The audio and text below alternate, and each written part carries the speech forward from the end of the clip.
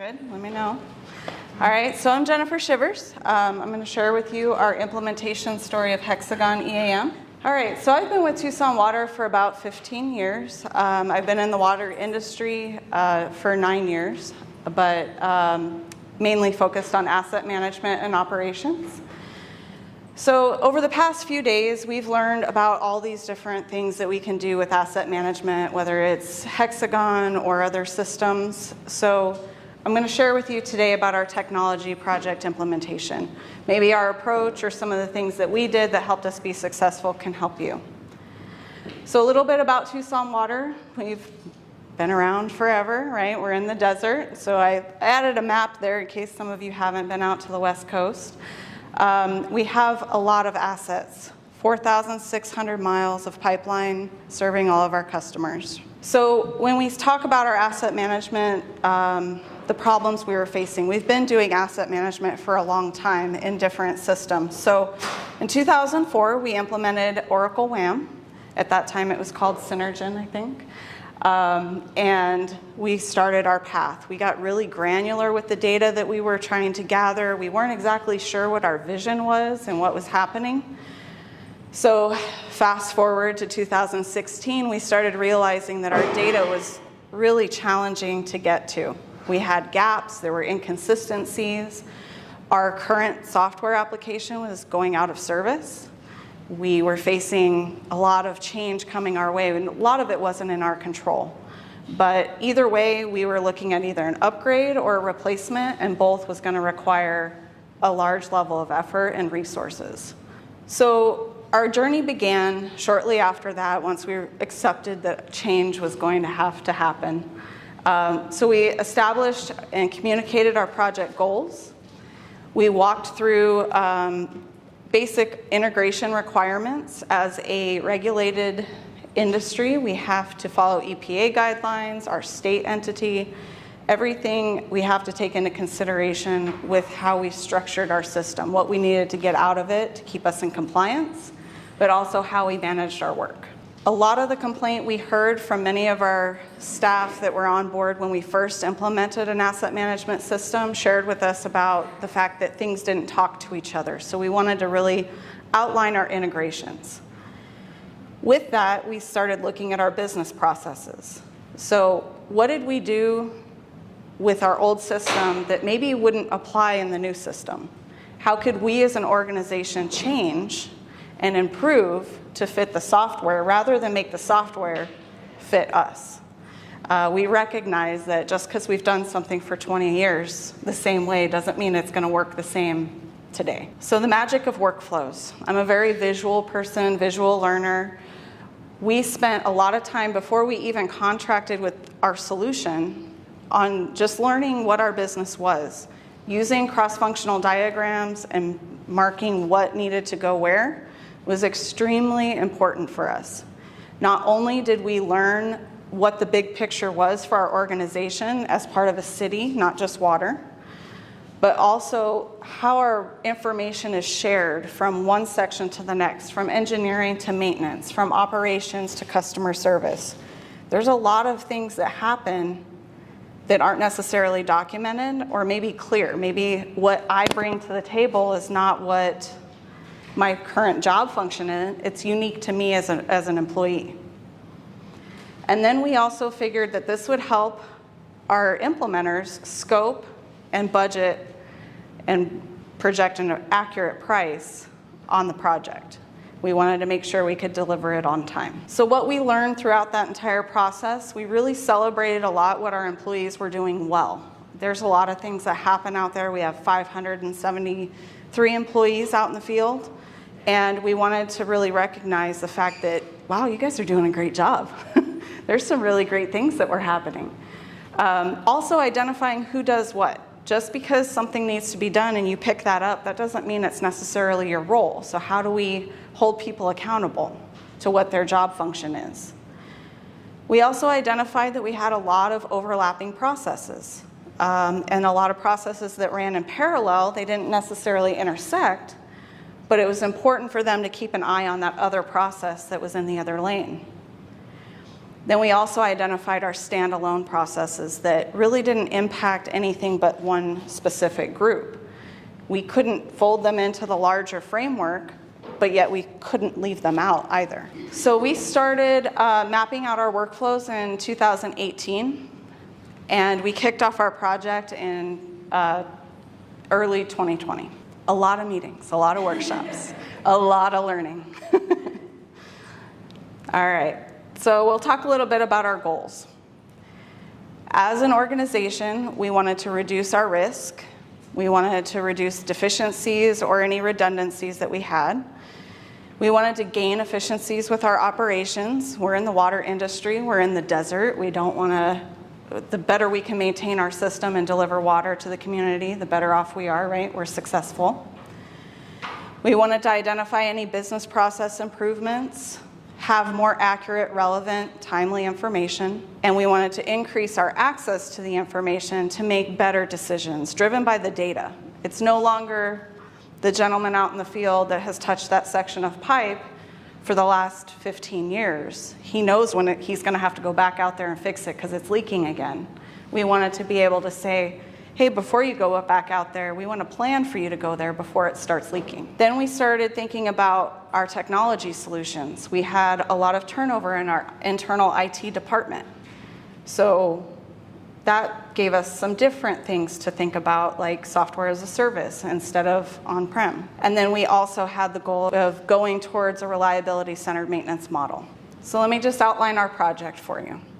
We had an 18-month implementation that started in early 2020. The project scope included 5 different city departments. Not only were we replacing our system, but we were also re-implementing Infor at one of our sister departments for facilities and environmental services, as well as materials management for public safety and our overall city organization. We uploaded and added cleaned up data for over 1 million assets during this time frame. We had 700 end users, so we had to figure out the licensing, devices, all the logistics with that. Not only did we implement the desktop application, but we also deployed mobile, a true mobile environment. Our previous system was a desktop application that we gave tough books to the field, and they used the desktop application in the field. So the mobile app, and I can go into it more in the question and answer, but the mobile app gave us more clarity and helped narrow our focus for our field staff. We also documented over 115 different work processes that were very pertinent to the project, that we outlined before the project and then adjusted as we selected the software and learned its capability and its functions.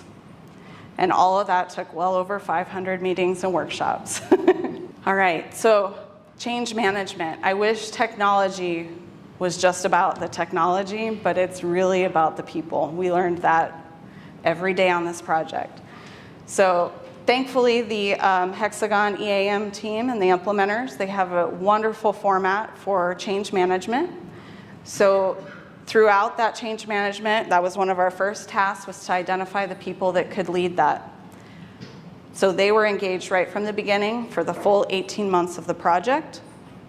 They also recruited and established 42 additional change agents, so that was their network of people that they shared their information to. And we developed a thorough communication plan that was across multiple departments. Now the training we had was it was amazing. Just thinking about the logistics, we had to have several backup plans based on the pandemic.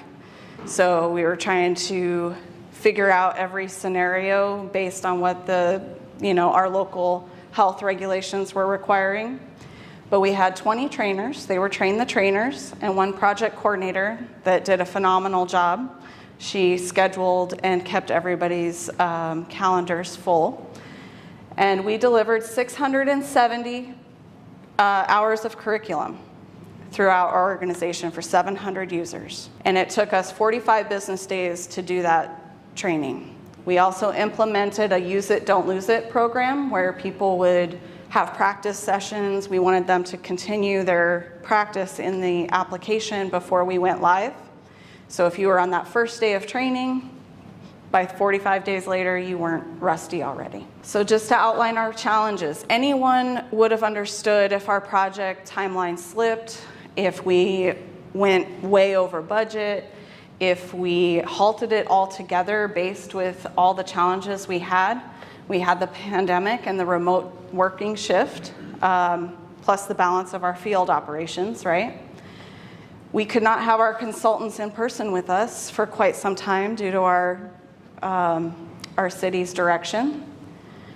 We also had many staffing changes because at that time, a lot of people were not going to come back to work. We lost a lot of knowledge with that. We also, as a city, during this time frame, elected to replace our ERP. We also implemented Intergov with our planning and development services, upgraded our citywide email network. We went to Teams and Outlook. And we also decided, you know what? For Tucson Water, we're also going to replace our billing system, not just our asset management system. So all of those things are happening all at once. And then we had, of course, the training logistics. Do you do it remote? How beneficial is that going to be? Are they going to be searching their email while they're supposed to be learning how to use this application? How do you manage social distancing? How do we work with the disinfection and the cleaning people? Like, what does this look like? So all the different accommodations that we had available to us, they were also limited because some places just closed down. So while we faced all of these, our project manager at the time, he's since retired, as well as our executive sponsor, really pushed us through a lot of these decisions, and we were able to maintain that momentum that helped us finish on time. So in summary, our go live was August 8th of last year. We went to the cloud, which was fantastic. We sunsetted very isolated but numerous legacy systems, so access databases or standalone systems, also replaced or re-implemented other asset management systems with this. And it was, of course, across the 5 major city departments. So our journey, it's still continuing. You can't just stop at go live, right? That's just the first hurdle of many. So what we do is we work on our system stabilization. We work on outlining different expansion projects. So we're going to be adding new asset classes into our system, adding new users, thinking about how we still move towards those project goals that we had outlined in the beginning, and then also implementing an application and data governance process. That's huge with that follow through of making sure we spent a lot of time in this project. How do we keep up with the care and feeding of that so that we don't end up with something that unravels at a later time? So again, talking to the people, we do road shows where we go out to the different divisions and we talk to folks and say, tell me the good, the bad, and the ugly that you're seeing. What do you like about it? What do you don't like? Did we make the right choice with our mobile app? Or is there something that's lacking that is just critical to your business? And then we work as a team to address that. We also bring that to all 5 departments. So we not only have water, but we have environmental services, we have materials management, we have facilities. We all deal with very different assets, but we're under the same enterprise structure. How do we come together as a team to make decisions so that something one department does doesn't undercut another? So really implementing the changes, analyzing, we've set a goal, we set a target, and we have to keep at it, make sure we're fine-tuning, because we express to our teams, that we're not going to be great at this right out of the beginning. We're going to get the new system, and we're going to do our best, but it doesn't stop. We can keep changing. Nothing's final. You're not going to hit the bullseye the first time. If you do, you're really lucky. But you just got to keep fine-tuning it until we get great. For me personally, it was just all the wonderful things we were already doing that maybe we didn't know we were doing right. That was probably my biggest aha moment. And when you sometimes stop and look up and you see what everybody else is doing around you and how it all comes together, you're like, man, we kick butt. Like, this is great. So that was really great to celebrate.